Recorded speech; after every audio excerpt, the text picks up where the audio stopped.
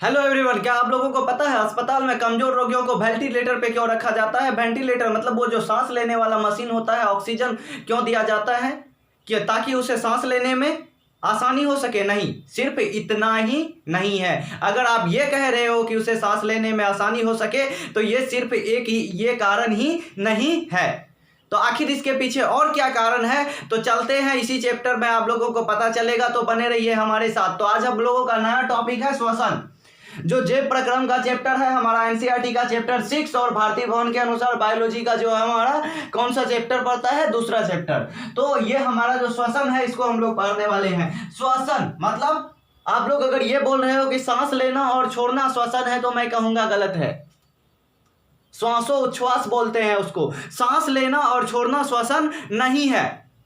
श्वसन का तात्पर्य होता है, देखिए क्या, बृहत रूप में यानी एक्सपेंड फॉर्म में, यानी बृहत रूप में श्वसन उन सभी क्रियाओं का सम्मिलित रूप है जिसके द्वारा शरीर में ऊर्जा का निर्माण होता है। अर्थात शरीर में अगर आपका ऊर्जा का निर्माण करना है तो आपको श्वसन करना होगा। चाहे आप कितना अच्छा भोजन कर लो, ग्लूकोज पी लो, अगर आप जो है श्वसन नहीं कर रहे हो, अगर आप ऑक्सीजन नहीं ले रहे हो तो आपके शरीर में ऊर्जा का निर्माण नहीं हो सकता है। तो श्वसन उन सभी क्रियाओं का सम्मिलित रूप है जिनके द्वारा शरीर में ऊर्जा का निर्माण होता है, ऊर्जा का उत्पादन होता है, उसे हम लोग क्या कहते हैं? श्वसन कहते हैं। तो अब जरा देखते हैं बच्चों श्वसन के प्रकार। श्वसन निम्न दो प्रकार का होता है। पहला श्वसन है वायवीय श्वसन, दूसरा श्वसन है अवायवीय श्वसन। यहां एक और क्वेश्चन मैं आप लोगों को करूंगा बच्चों। आप लोग जानते हो कि गांव में शहर की अपेक्षा भोजन की उपलब्धता, मतलब फल, दूध, सब्जियां, मीट, मछली की उपलब्धता कम होती है।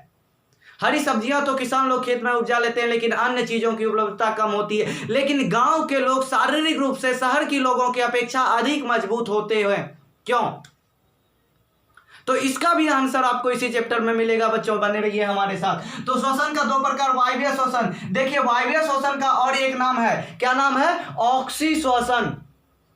वायवीय श्वसन, इसका और एक नाम क्या है बच्चों? ऑक्सी श्वसन। दूसरा है अवायवीय श्वसन, जिसको हम लोग क्या बोलते हैं? अनॉक्सी श्वसन बोलते हैं। तो अवायवीय श्वसन ऑक्सी श्वसन, दूसरा अनॉक्सी श्वसन, दूसरा वायवीय श्वसन, इसका नाम है अनॉक्सी श्वसन। तो जरा यहां देखिए, वायवीय श्वसन, ठीक है, वह श्वसन जो ऑक्सीजन की उपस्थिति में होता है, इसीलिए तो वायवीय का नाम ऑक्सी है।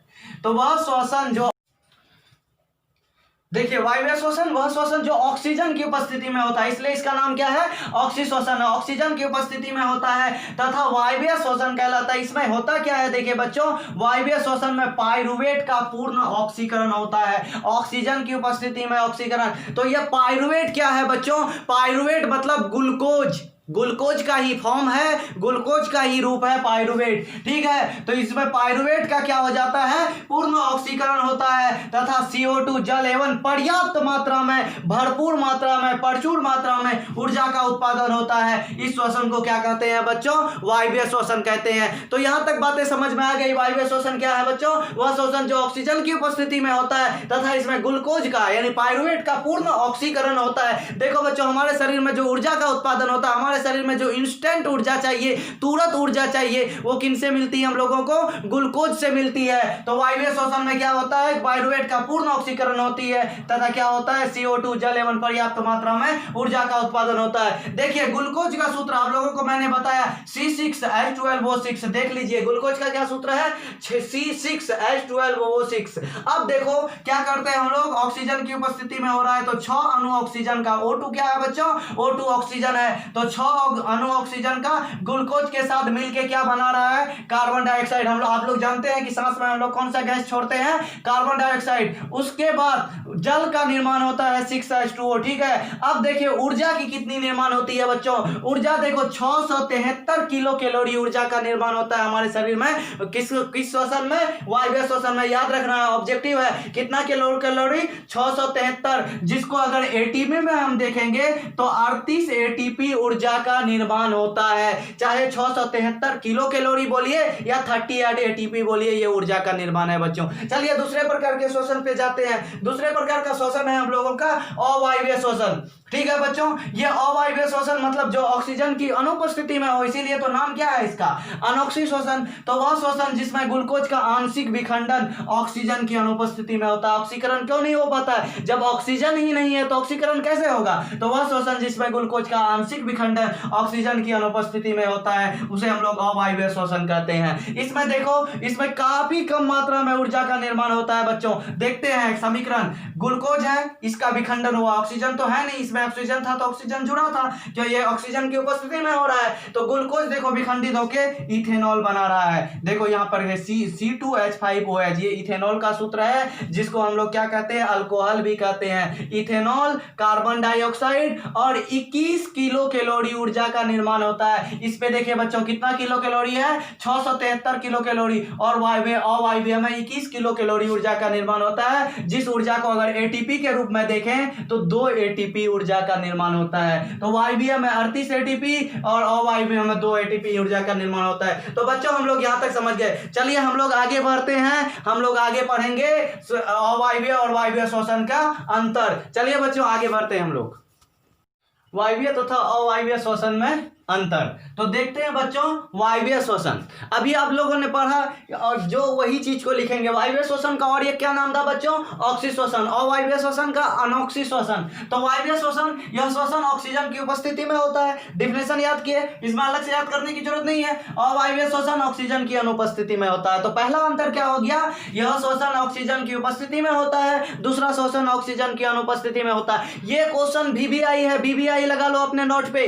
ठीक है बच्चों, बहुत ही इंपॉर्टेंट है ये क्वेश्चन, क्योंकि इस क्वेश्चन को कई बार पूछा जा चुका है, बार बार पूछा जाता है। तो वायवीय श्वसन ऑक्सीजन की उपस्थिति में होता है, और वायवीय श्वसन ऑक्सीजन की अनुपस्थिति में होता है। वायवीय श्वसन, यह श्वसन का प्रथम चरण कोशिका द्रव्य में, कहां होता है प्रथम चरण बच्चों, कोशिका द्रव्य में, और दूसरा चरण कहां पूरा होता है, माइटोकॉन्ड्रिया में। आप जानते हैं माइटोकॉन्ड्रिया को क्या कहा जाता है, कोशिका का पावर हाउस, ऊर्जागृह कहा जाता है। ध्यान दीजिए, क्या कहा जाता है, पावर हाउस या ऊर्जागृह। नोट कर लो कहीं पे साइड में, ऑब्जेक्टिव पूछा गया कई बार कि माइटोकॉन्ड्रिया को कोशिका का पावर हाउस या ऊर्जागृह कहा जाता है। चलिए ध्यान देते हैं। तो यह श्वसन का प्रथम चरण कोशिका द्रव्य में, और दूसरा चरण कहां पर पूरा होता है, माइटोकॉन्ड्रिया में। माइटोकॉन्ड्रिया तक क्यों जाती है बच्चों, क्योंकि माइटोकॉन्ड्रिया पावर हाउस है और वायवीय श्वसन में अधिक मात्रा में ऊर्जा की उत्पन्न होती है, इसीलिए माइटोकॉन्ड्रिया की जरूरत होती है। और इसमें होगी नहीं होगी, यह श्वसन प्रथम चरण में ही कोशिका द्रव्य में पूर्ण हो जाता है। ठीक है, अगला देखते हैं, इसमें ग्लूकोज का पूर्ण ऑक्सीकरण होता है। ठीक है बच्चों,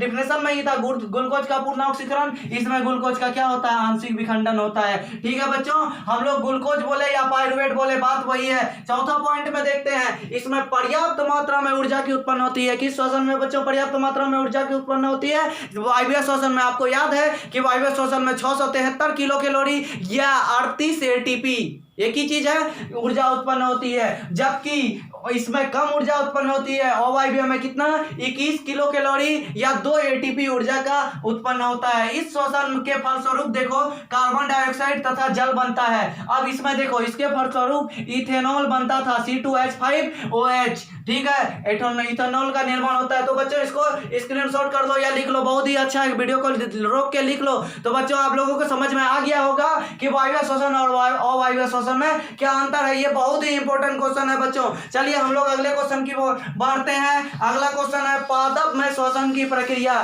ठीक है बच्चों, चलिए आज हम, ये क्वेश्चन है पौधे में श्वसन की क्रिया कैसे होती है, पेड़ पौधे जो होती है बच्चों। तो आप लोग पहले बचपन में पढ़े कि सुने, पढ़े नहीं, कि पौधे जो है कार्बन डाइऑक्साइड लेती है और ऑक्सीजन छोड़ती है। ये गलत है। श्वसन क्रिया में पौधे भी ऑक्सीजन गैस का प्रयोग करता है, क्योंकि पौधा ऑक्सीजन छोड़ता है कहाँ पे, जब प्रकाश संश्लेषण की क्रिया होती है। पौधा जब भोजन बनाता है तो उसके सह उत्पाद के रूप में ऑक्सीजन बनती है, वो ऑक्सीजन पौधा छोड़ता है, ना कि सांस लेने में। सांस लेने में जो पौधा जो है ऑक्सीजन का ही प्रयोग करता है और कार्बन डाइऑक्साइड ही छोड़ता है। तो चलते हैं बच्चों, पौधों में श्वसन की क्रिया कैसे होती है। पौधों में श्वसन गैसों का आदान प्रदान शरीर के सतह से विसरण की क्रिया द्वारा होती है। तो देखिए, पौधे में किस क्रिया द्वारा श्वसन की प्रक्रिया हुई विसरण की क्रिया द्वारा श्वसन गैसों का आदान प्रदान होता है। पौधे में ऑक्सीजन युक्त वायु जो पौधा क्या करता है, पौधे के जो पत्ती होते हैं, पत्ते में बहुत महीन महीन छिद्र होते हैं जिसको पोर्स या रंध्र कहते हैं, वात रंध्र। ठीक है, तो देखिए क्या करते हैं पौधे ऑक्सीजन युक्त वायु को पत्तियों के रंध्र, ठीक है, तथा पुराने वृक्ष की त्वचा पर स्थित वात रंध्र मतलब छोटे छोटे महीन छिद्र जिससे वायु आर पार जाता है, जो पुराने वृक्ष के त्वचा पर पड़ जाती है उसको क्या कहते हैं, पुराने वृक्ष के त्वचा पर स्थित वात रंध्र एवं अंतरकोशिकीय स्थानों द्वारा पौधों में प्रवेश करती है। कौन सा वायु, तो ऑक्सीजन युक्त वायु पौधे के कहां से, पत्तों के रंध्र से और पुराने वृक्ष के तनों के वात रंध्र से। एक चीज मैं यहां बता दूं बच्चों कि अगर पौधा सिर्फ पत्तियों से सांस ले तो पौधे का ऑक्सीजन पत्ती से जड़ तक पहुंचने में कई साल लग जाएंगे, तब तक पौधा ऑक्सीजन की अनुपस्थिति में ही मर जाएगा। ठीक है, तो यहां पर देखिए तो क्या है, अंतरकोशिकीय ये त्वचा पर भी स्थित वात रंध्रों से सांस लेती है, साथ ही साथ जड़ भी मिट्टी के कणों के बीच कुछ खाली स्थान होते हैं, उस खाली स्थान में ऑक्सीजन होता है या कोई गैस होती है तो उस वहां तो ऑक्सीजन भी होता है, तो जड़ में मिट्टी के उपस्थित ऑक्सीजन का उपयोग श्वसन के लिए करते हैं। तो देखे बच्चों, पत्ती भी कर रहा है श्वसन, त्वचा भी कर रहा है, जड़ भी कर रहा है, तो हम शॉर्ट में क्या कह सकते हैं कि पौधे के संपूर्ण भाग में श्वसन प्रक्रिया होता है। आगे चलते हैं बच्चों, जलीय पौधे जो जल में पाए जाने वाले पौधे हैं, जलकुंभी है, फोक्चा है, बहुत सारे पौधे होते हैं, तो जलीय पौधे में भी विसरण की क्रिया द्वारा जल ऑक्सीजन ग्रहण करते हैं जल से और तथा CO2 मुक्त करते हैं। तो आज के लिए बच्चों यहीं तक। वीडियो अगर अच्छा लगा तो लाइक करो बच्चों और अपने दोस्तों के साथ शेयर करना नहीं भूलो और तुरंत इस चैनल को सब्सक्राइब करो। अगर आप इस चैनल को सब्सक्राइब करना भूल जाते हो तो बहुत बड़ी नुकसान हो सकती है बच्चों,